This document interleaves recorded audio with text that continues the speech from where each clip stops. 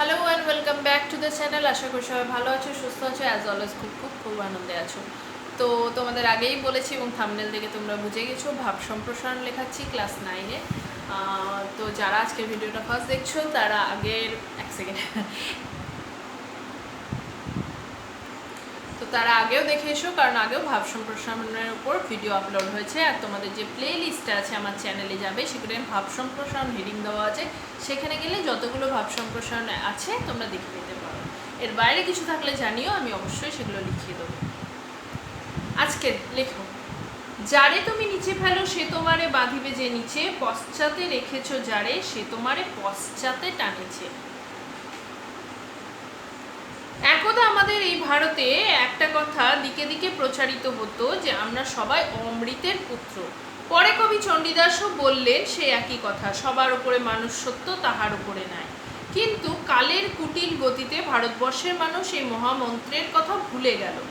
নানা লোকাচার, কুসংস্কার, জাত্যাভিমান আজ মানুষকে হাজার রকমের কৃত্রিম বিভেদ দিয়ে পৃথক করে দিয়েছে। তথাকথিত বিত্তবান এবং উচ্চ জাতির ব্যক্তিরা তথাকথিত নিম্ন শ্রেণীর মানুষদের সমস্ত অধিকার থেকে বঞ্চিত করে রেখেছে। ফলে এই বিরাট জনসংখ্যা মনুষ্যত্বের প্রাণীর মতো জাতির একটা বিশিষ্ট অঙ্গ হয়ে পশ্চাতে পড়ে রয়েছে অনগ্রসরতার অন্ধকারে।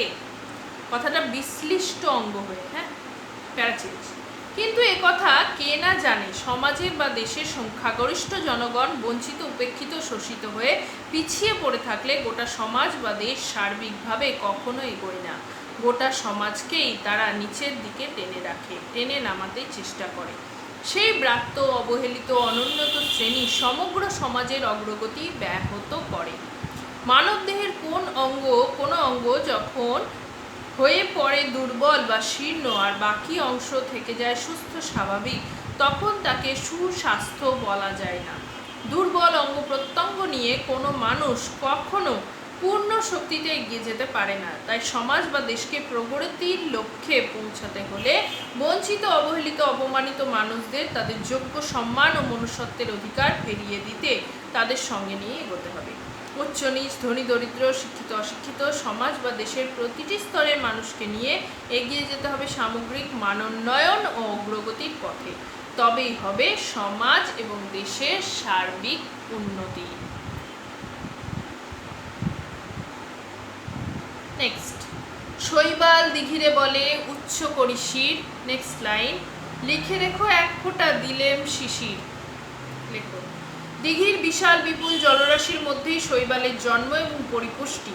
এর জন্য দিঘি তার আশ্রিত শৈবালের কাছে কোনো কৃতজ্ঞতা বা প্রতিদান প্রত্যাশা করে না। কিন্তু হঠাৎ দেখা গেল শৈবাল তার গায়ে যে শিশির জমে তার এক ফোঁটা দিঘির অগাধ জলে দিয়ে গর্ব অনুভব করছে। এবং আরও মজার কথা হলো, শৈবাল তার এই দানটুকু আবার দিঘিকে লিখে রাখতে অনুরোধ জানাচ্ছে। দিঘির মতো মহৎ চরিত্রের মানুষ আমরা খুব বেশি না দেখলেও শৈবালের মতো উদ্ধত মানুষ প্রায়শই আমাদের চোখে পড়ে।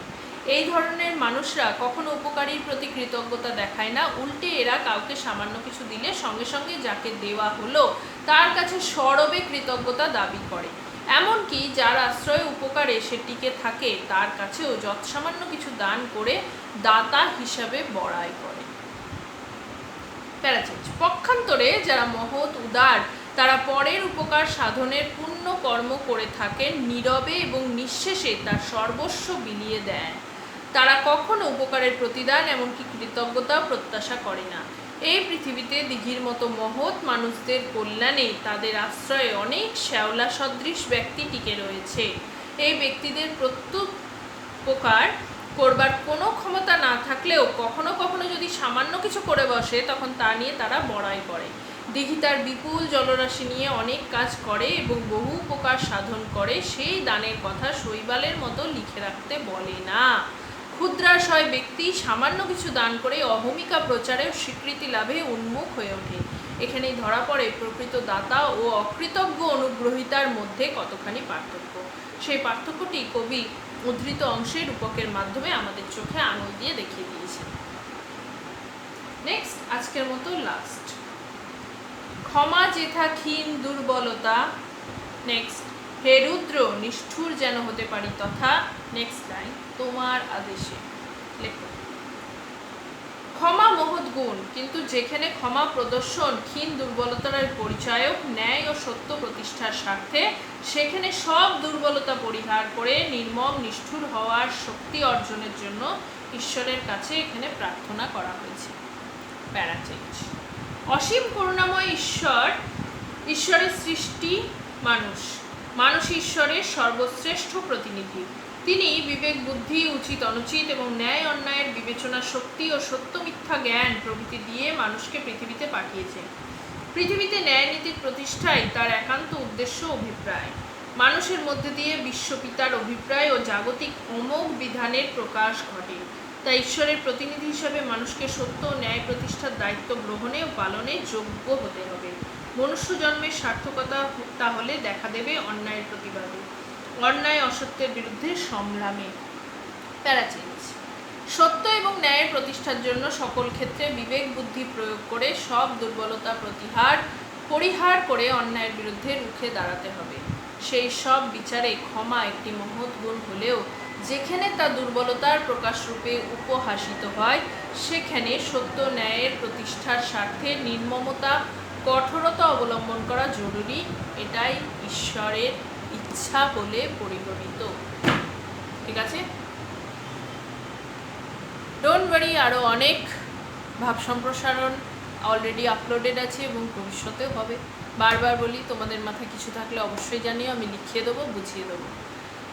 আর যদি ভাল লাগে প্লিজ কমেন্টে জানিও এবং চ্যানেলটাকে লাইক, শেয়ার, সাবস্ক্রাইব করো। দেখা হবে নেক্সট দিন with a brand new blog. ততক্ষণ ভালো থেকো।